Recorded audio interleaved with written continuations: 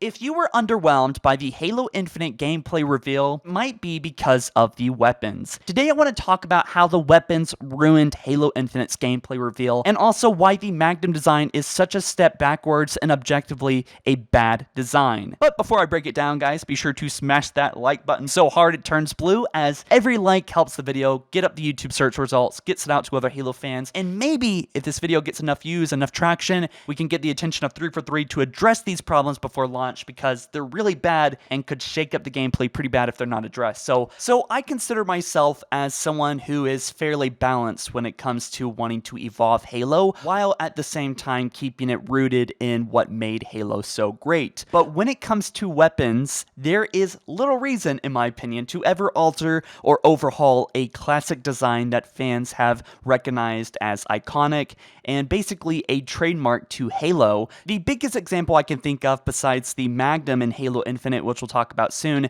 is that of the rocket launcher design introduced in Halo 5. This rocket launcher was not new at all. It worked exactly the same as every rocket launcher has in Halo. However, for some reason, it just looked bad and basic now. It would be a different story if the rocket launcher acted or behaved differently, or introduced something in the game that would be fun or cause organic shenanigans that fit Halo 5's Sandbox with all the armor abilities and map design. And the truth is, it's just a copy of the rocket launcher, but a dulled down design, less lethal and symbolic design of Halo at that. I understand things need to evolve, but there's no positive change here. And ultimately, I think it looked more simplified, more modern, and more genericized, and not so much Halo. And this really begs the question, as this has been a theme with 343, why have they been doing this to Halo? Why have they been changing things that don't need to be changed? Another example of this happening is the shotgun, although I will say it's much less drastic, but the shotgun in Halo 4 and 5 took a much less Halo-ish design, and by that I mean each iteration of the shotgun before had similar shapes to it and similar designs, which we'll talk about soon, but the Halo 4 and 5 shotgun just looks kind of ugly in my opinion, and doesn't really look appealing from an artistic point of view. And the reason why this is important is because this weapon had the same design from Halo CE. This was a weapon that was used in the original games and depended on quite a bit, and for some reason it's altered. And they confirmed that the classic shotgun won't be making its way to Halo Infinite, although they did say maybe after launch they might do something with it, but there's no confirmation it will ever be seen again in Halo, and you have to wonder why.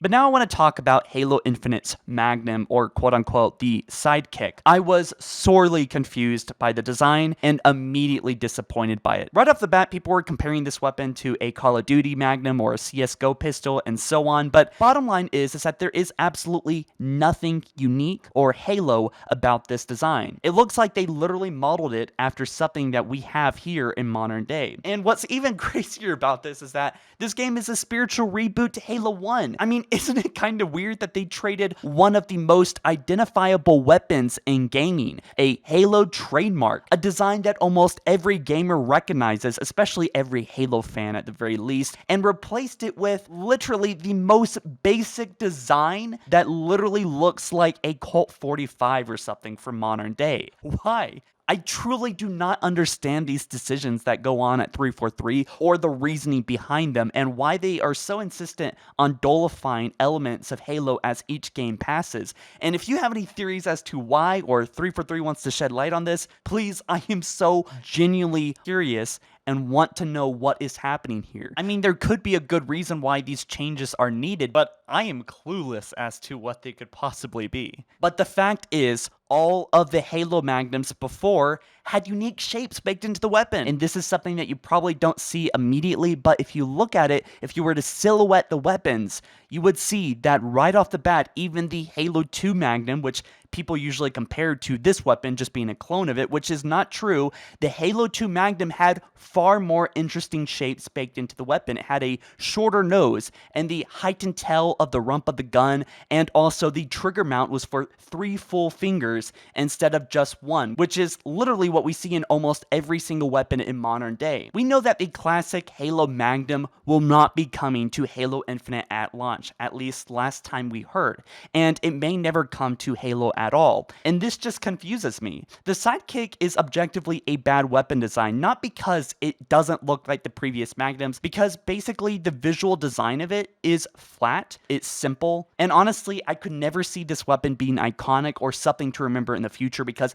it is literally the most basic design I have ever seen in a Halo game. Now, this is probably a symptom of a bigger problem, but like with most things in development, we're clueless to know actually what the thoughts or reasonings were to go into these decisions to swap out a classic design for a dull, boring design, and how they got greenlit in the first place. But after watching the trailer a few times, I started to understand and realize what was so damn underwhelming about the Infinite gameplay reveal. Of course, I'm not trying to say everything is bad, but for the purpose of this video, I want to talk about why the weapons were so boring, and it's not actually because of their designs, well, besides the Magnum. For starters, let's look at the Commando. It's literally just a heavy assault rifle with a zoom, less ammo, but heavier damage. Alright, so a few varieties there, right? Well, the shotgun is just a noob sprayer. It's literally a shotgun, but it's overpowered. 10-shot clip with super range and spread damage, which, by the way, will probably ruin multiplayer if it's not toned way the hell down. But we have also a weapon called the Mangler. It's literally a Magnum revolver. Then we have the Ravager that fires really heavy shots, but overheats quickly. In the Pulse Carbine, which fires medium shots, but doesn't overheat as much. If you were to strip these weapons down, forget if they're Covenant or Banished or whatever, you only have actually 2 weapons here with a few different things ticked up and down. One is immediate projectiles, you point and shoot, immediate damage done, and the other one is just slightly delayed projectiles, just varying damage and spread. So with that in mind, look at weapons like the Plasma Caster. It literally sprayed plasma grenades out of the weapon and bounced off walls and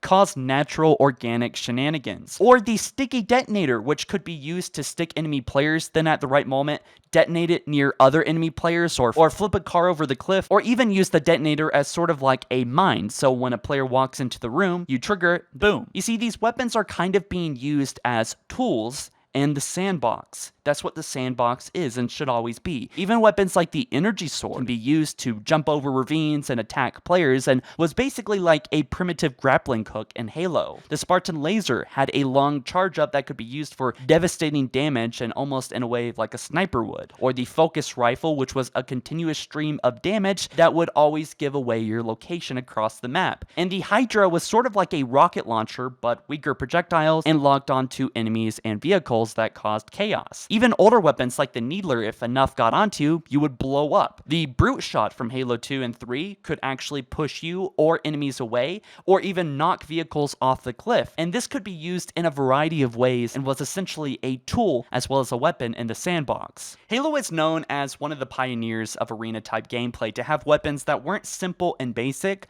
and most of everything had unique roles to play in the game, if at least some of the weapons that had variety in them at least added to it. Obviously, there are places for weapons like the DMR and the battle rifle and assault rifle and so on. Not every weapon needs to be, bouncy and explodey or, have some variety to it. But all the weapons basically being a copy of the DMR, battle rifle, assault rifle nullifies a lot of the gameplay, makes it pretty unreplayable and boring, and kind of slows down, if not completely ruin, the Halo Sandbox and arena gameplay that Halo has been built on for many years. And just off the top of my head, what if these weapons were a little bit different? How much more fun would it be? Like, for example, what if the shotgun here fired a handful of firecracker kind of like explosions that scattered, that would bounce after the first surface it touched, then explode? Or a harpoon weapon that would shoot through rows of enemies and could impale them on a wall. Even the Ravager here, which is literally just a plasma rifle like the other weapon, but it's just been beefed up and faster to overheat. What they could have done instead is have pools of red fire last on impact, and if enemies got slightly touched by this, they would catch on fire and could spread to other nearby enemies or even objects in the world like vehicles and cause extra damage. However, 343 did reveal a new weapon that was really, really cool, which was the electric grenade, which when you threw it, it bounces a bunch and it stuns enemies along the way. And honestly, this is exactly what makes gameplay fun in Halo, in my opinion. It's variety. It's using weapons not just as point and shooters, but also have some underlying strategy and variety in actually using the weapon, having depth and can constantly change based on the environment that you're in, and depending on what weapon could work best in which situation is very important. Guys, be sure to snag yourself that free Halo audiobook. Every sign up helps HaloFollower a ton. So link down in the description. I recommend getting Halo Evolutions. Probably one of the best books to start with. Tons of different anthology stories. It's super fun. Anyways, guys, what do you think about the Halo Infinite weapons? I know that those aren't all the weapons that we're going to see in the game, but so far I'm a little bit concerned. But if you disagree with me or agree with me, let me know down in the comment section below on why or why not. And be sure to like this video up too if you haven't already, and subscribe. Join me on the Halo journey and following Halo for over 9 years, and I will catch you guys in the next one soon. All right, you stay safe out there. Peace.